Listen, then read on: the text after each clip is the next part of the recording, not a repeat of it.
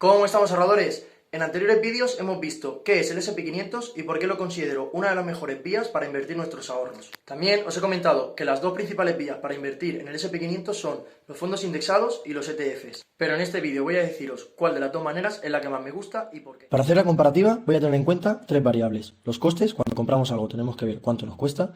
La fiscalidad, también tenemos que ver cuánto vamos a tributar por ello.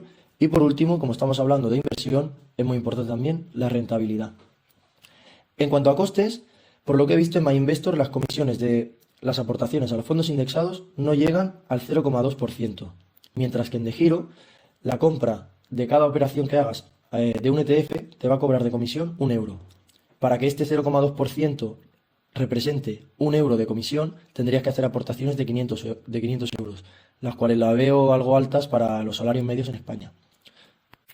En cuanto a fiscalidad, la ventaja también es para los fondos indexados, porque podemos pasar de un fondo a otro. Si no lo vendemos, podemos cambiar, por ejemplo, de un fondo del SP500 a un fondo que invierte en todo el mundo o que invierte en renta fija o incluso a fondos monetarios, que son fondos que están en liquidez, que existen precisamente para eso, para poder cambiar de un fondo a otro, tú tener, digamos, el dinero, pero no tienes el dinero en sí, tienes un fondo que está en 100% en liquidez. Y todo esto lo haces sin pasar por Hacienda. En cambio, en los ETFs tendrías que vender el producto para poder luego comprar otro producto o estar en liquidez.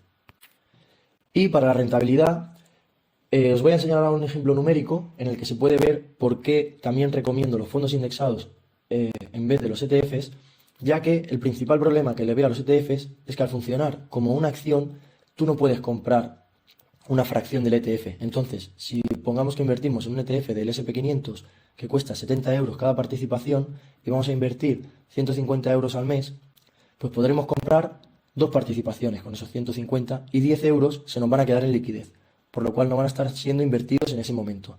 En cambio, en los fondos indexados, como son fondos de inversión, tú lo que haces son aportaciones al fondo y puedes aportar un importe íntegro. Es decir, si yo invierto 150 y digamos que cada participación cuesta 40 y pico euros, pues voy a poder comprar tres participaciones y una fracción de la cuarta. Entonces estaríamos invirtiendo el total de nuestra aportación. Vale, pues como he dicho, vamos a ver un ejemplo con números reales. En esta tabla podemos ver precios históricos a cierre semanal del SP500, ¿vale? En esta columna tenemos la fecha de cada semana y el precio al que cerró el SP500 en esa semana, de un periodo que va desde el 2011, en enero de 2011, hasta enero de 2016, es decir, un periodo de 5 años. En esta columna veremos lo que sube y baja el índice cada semana. Luego he puesto aquí un hipotético fondo indexado cuyo precio inicial serán 10 euros por participación y aportaciones semanales de 30 euros, que equivaldría a una aportación mensual de 120, 130. Entonces, como el precio inicial del fondo sería 10 euros y la aportación 30, pues empezaremos comprando tres participaciones. Y como os he dicho antes, en el fondo indexado hacemos la aportación total. Es decir, nosotros metemos 30 euros y se nos comprará pues acciones de la participación sobrante en función del precio al que esté. Aquí, como está un precio más elevado que la semana anterior, pues ya no nos llega para comprar 3, pero comprará 2,95. En caso de un ETF, hubiéramos podido comprar 2 y nos hubiéramos quedado con un 95%, digamos, de liquidez de la tercera.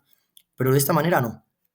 Entonces, luego en esta columna tendríamos lo que vale nuestra cartera inicio de la semana, aquí al final de la semana, teniendo en cuenta la revalorización, luego el total que llevamos invertido, nuestro beneficio o pérdidas, y luego aquí el precio medio de lo que ha ido variando el precio del fondo, pero luego aquí nuestro precio de compra. ¿Por qué serán diferentes? Porque, como he dicho, cuanto más baje el fondo, más participaciones podremos comprar y cuanto más suba, menos podremos comprar. Entonces, siempre estaremos comprando más cantidad, estaremos aportando más cantidad más abajo. Y nuestro precio de compra, nuestro precio medio de compra será más bajo que el precio medio del fondo en ese mismo periodo. Y aquí en esta columna calculo el descuento de esta diferencia, del precio medio que ha tenido el fondo y nuestro precio medio de compra. Y ahora veremos a final del periodo. Vale, pues aquí vemos cómo va variando y aquí he puesto, digamos, lo que se ve al final de la tabla, ¿vale? He traído la cifra del final de la tabla. Vemos que el precio del fondo acabaría siendo a principios de 2016 de 16 euros, es decir, se habrá revalorizado en un 60,75%. lo que equivale a una KGR, es decir, a una media de cada año de casi un 10%. Nuestro fondo, bueno, nuestra inversión, se habrá revalorizado un total de un 27% aproximadamente, que equivaldría casi a un 5% anualizado. ¿Por qué es menor que la revalorización del fondo? Porque aquí está teniendo en cuenta el precio final sobre el precio inicial, pero aquí hemos ido comprando en el precio inicial un poquito más bajo, un poquito más alto, así hasta llegar hasta el precio final. Por eso nos sale una media más baja. Pero lo interesante de esto es que, por ejemplo, si hubiésemos invertido a principios del 2000 con la crisis de las .com, ¿vale? Aquí porque me está trayendo, vale, me está trayendo. Vale, pues aquí vemos que si hubiéramos invertido a principio del año 2000 y nos hubiéramos comido la crisis de las .com, el fondo, al final de esos 5 años, hubiera estado en pérdidas, ¿vale? En el precio total, hubiéramos perdido un 16% de nuestro dinero. Pero como hemos ido comprando más cantidad más abajo, al final, aun en un mercado bajista, digamos, habremos tenido un rendimiento positivo. Y por eso es lo interesante de los fondos indexados en vez de los ETFs, que si te comes un mercado bajista, al aportar más cantidad, bueno, la misma cantidad, pero comprando más participaciones, cuanto más baja, en caso de un mercado bajista te estás beneficiando y vas a tener un retorno superior al del mercado. Para los que seáis más jóvenes como yo, os sonará más la crisis del 2008, en la cual la bolsa cayó como pocas veces ha caído en la historia.